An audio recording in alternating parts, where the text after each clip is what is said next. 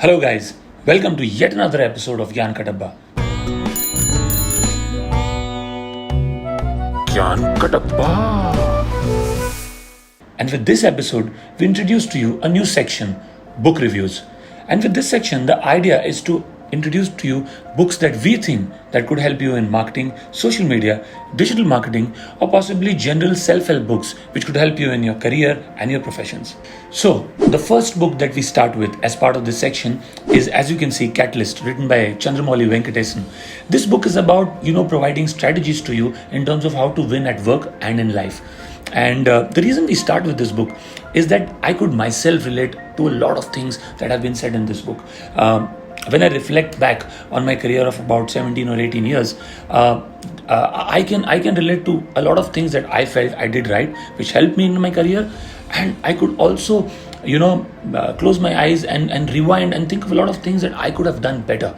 And which is why this book works so well, because it's very relatable. I've read it around 2 or 3 times, and I've also discussed this book with a few people who've read it, and almost unanimously across all functions, across diverse professionals coming from various categories.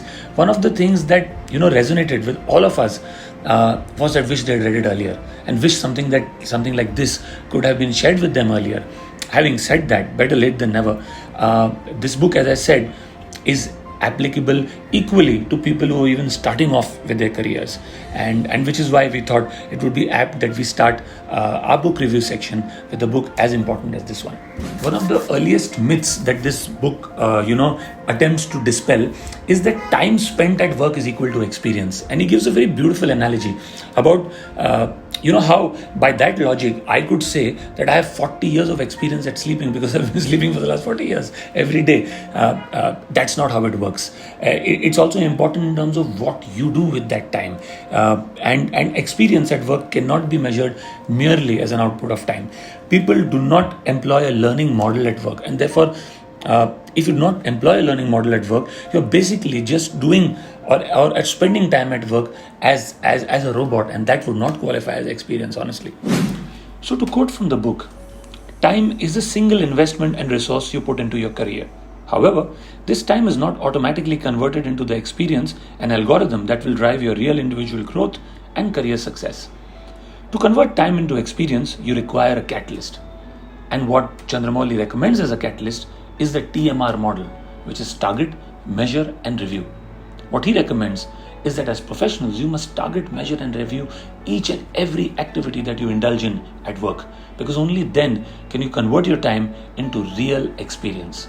And to make the TMR model more effective, what he recommends is that you must build an anchored habit of always asking yourself the question, what could I have done better? And this needs to be done on a daily basis, because that could be the single biggest difference that could add to your experience algorithm that you build over time by applying this model on a daily basis. The next thing that he mentions is being part of major learning cycles. What he says is learning cycles are important catalysts for real individual growth. Learning cycles and TMRR operate in tandem to build your algorithm. The learning cycle is the what, the stage, the initiative from which you learn, and the TMRR is the process by which you extract the learning, which is the how. And when I read this, I can relate to this example. In my career, there have been 3 or 4 major learning cycles from which I have really learned a lot. One of them that comes to mind is when I worked for a brand called Club Mahindra. I had initiated research on my brand when I joined the company in terms of where the brand lies right now, what it does, what it needs to do to improve itself from where it is in the minds of both the prospects and in the minds of its existing customers. Having embarked on that exercise, we also participated in this internal research where we spoke to employees about what was the inherent strengths that brand Club Mahindra brought to the table, what was it that it had to improve on. We actually went ahead and ensured that we change everything that possibly will help change the perception that people have about Club Mahindra, whether it was the first point of contact, which is the sales presentation, or whether it was even an onboarding process of a new employee, or whether it was making the user interface on the website or the mobile app more effectively, or whether it was helping them being served better at the resort. Now, when I was part of this cycle, as you just which ran for about 2 years, culminating into us launching a new brand and a new logo, a new brand identity for Club Mahindra. That completed one major learning cycle for me, and I was part of this learning cycle from the beginning to the end. As part of my career, I have been part of 3 to 4 major learning cycles, and I believe that has helped my experienced algorithm to a huge extent. And now when I reflect back, I realize that I can relate to what is written in the book, and that's why it's so important for someone who's just starting off in his career to not just read this book, but try and be part of such major learning cycles in their jobs whenever they can. The next thing he says, that to generate real individual growth, just developing your experience algorithm is not enough. You have to employ that algorithm in a highly productive way.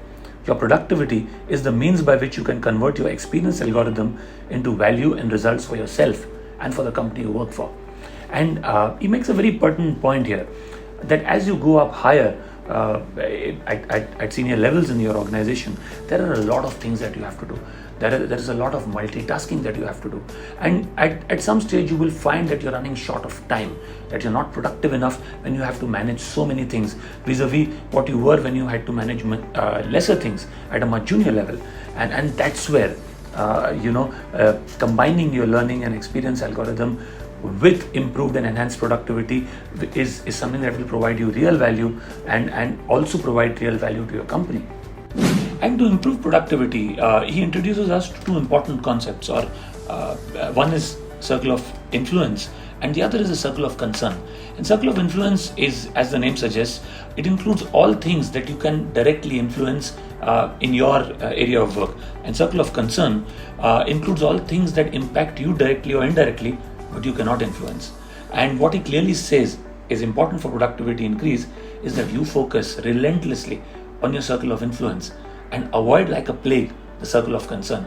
Because what the circle of concern does is that while it can impact you directly or indirectly, the thing is you cannot influence it. So it's best to avoid things that are your circle of concern. And again, when I reflect back on my career and when I think of things that I could have done better, I now feel that if I had focused more on the circle of influence and possibly on occasions when I ended up investing a lot more time on the circle of concern, my productivity would have been much higher than it was.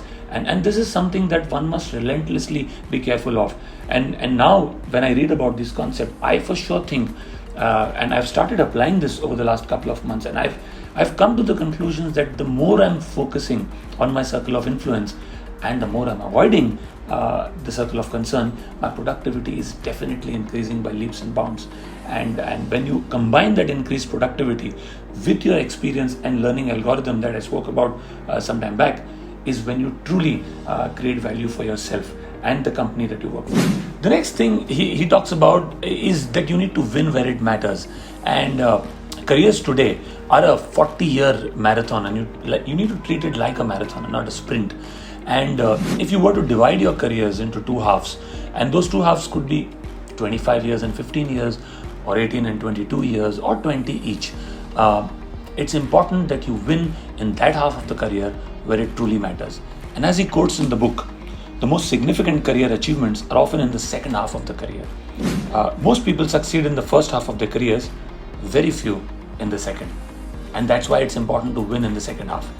And the reason most people succeed in the first half of their careers are because they always have enough supervision around them. So when you start off, your boss supervises you a lot more in the early part of your career, and so that goes a long way in helping you learn and also covering up any mistakes that you would have made in the early part of your career.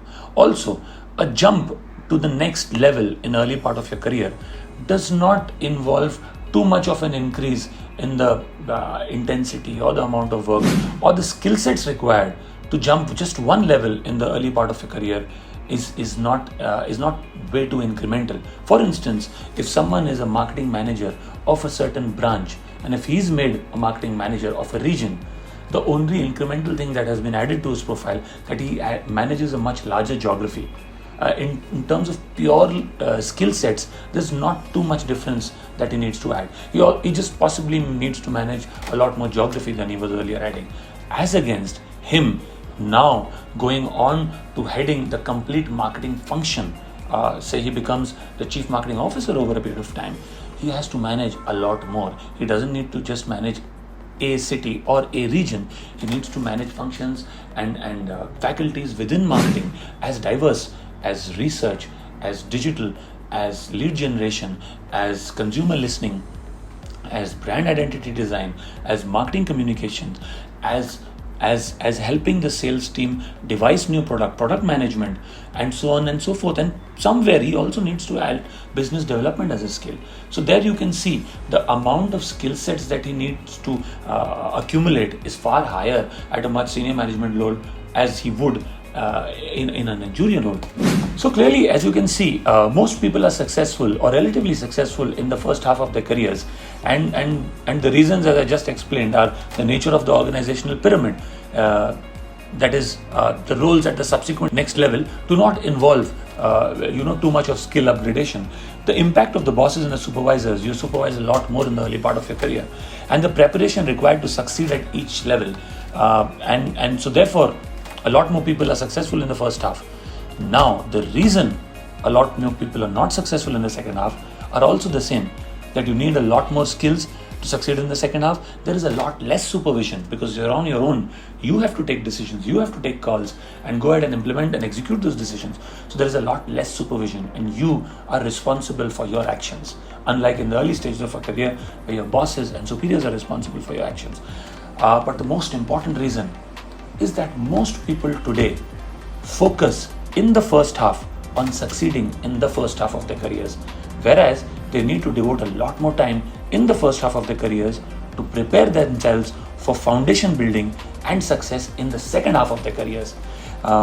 Most people today and most youngsters are pretty much involved in a rat race, as this book says, and each one looks at instant gratification.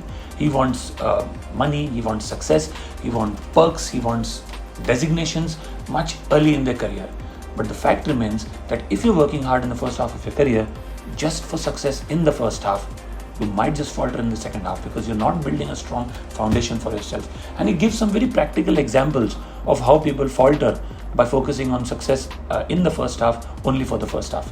And that to me is a very important point. If more and more youngsters can specifically focus on this topic in the book and actually devote a lot more time to success in the second half and delay that gratification, not being greedy enough, try to learn more, try to find mentors from whom they can learn a lot more, because that will build a foundation for success in the second half. And that truly differentiates those people who've succeeded in the second half. And he gives an important statistic. Almost 80 to 90% of the people succeed in the first half of their careers, but just about 5 to 8% of the people succeed in the second half of their careers. Now, these 5 to 10% people who succeed in the second half are those who actually have spent a lot more time in the first half of their careers to build and to build the foundation for learning in the second half. And that's and these statistics are quite damning actually, given that pretty much almost everyone succeeds in the first half, but such a small ratio percentage of people succeeds in the second. So clearly, keep in mind that winning is important, but win where it truly matters. And what truly matters is success in the second half. The other important aspect that he mentions is bosses and mentors and how can they be a catalyst to success in your career. And to quote from the book, he says that there are 3 things that you can do that are in your influence to improve your chance that you get a good boss. Is first, be a good subordinate yourself. Working in companies which have a higher percentage of good bosses, and hanging on to good bosses when you find them, and do not leave them just for wanting a better job, a better designation, a better salary. If you truly have found a good boss in your job, hold on to him. Stay in that job, because a good boss will ensure that you have far more learning cycles or major learning cycles in your career.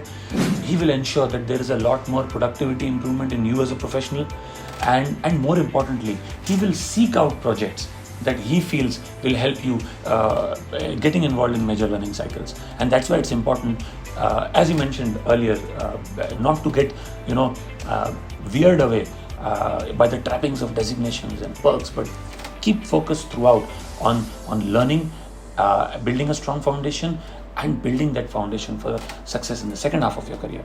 And outside of your direct reporting relationship, you can also seek out mentors. Now, mentors could be people holding leadership positions in other functions. And if you happen to find someone who is a good mentor and who's actually fond of you and actually seeks you out, then you must ensure that you maintain the relationship with him, because mentoring is a two-way process. You must reach out to him and do not lose contact with such people, because these people eventually influence you and your career in ways that you can never imagine. So clearly, seeking out good bosses, seeking out good mentors, and then ensuring that you do not leave them and spend as much quality time with them as possible is going to go a long way in ensuring success in your career. The other important factor, that can act as a catalyst in success in your work life is career decisions itself. And career decisions, one of the most important career decisions that we make from time to time in our careers is when to quit a job and join a new company. And he brings that alive beautifully in terms of the biggest mistakes people make. Now, typically, the mistake people make is that they get into a new job first. They decide to move on to a new job first before they decide to quit their current job. And once they do that, they kind of try to rationalize or justify their decision of quitting the current company they work in. Now, that, according to Chandramouli, is a highly incorrect way of going about this entire process. These two decisions should be de-linked from each other. Now, the first thing you should decide is, why do you want to quit this job? Do you want to quit this job to start with? Now, once you have decided to quit this job, is when you must decide which company you should join and what are the reasons of joining there. Now, the reason for taking up another job just cannot be better pay. It cannot be better salary. It cannot be better designation. It cannot be better perks. Because when you decide to quit a particular job, please do remember that you are also impacting your experience algorithm. Your experience algorithm becomes a lot more better if you spend a lot more time in the particular company you are in.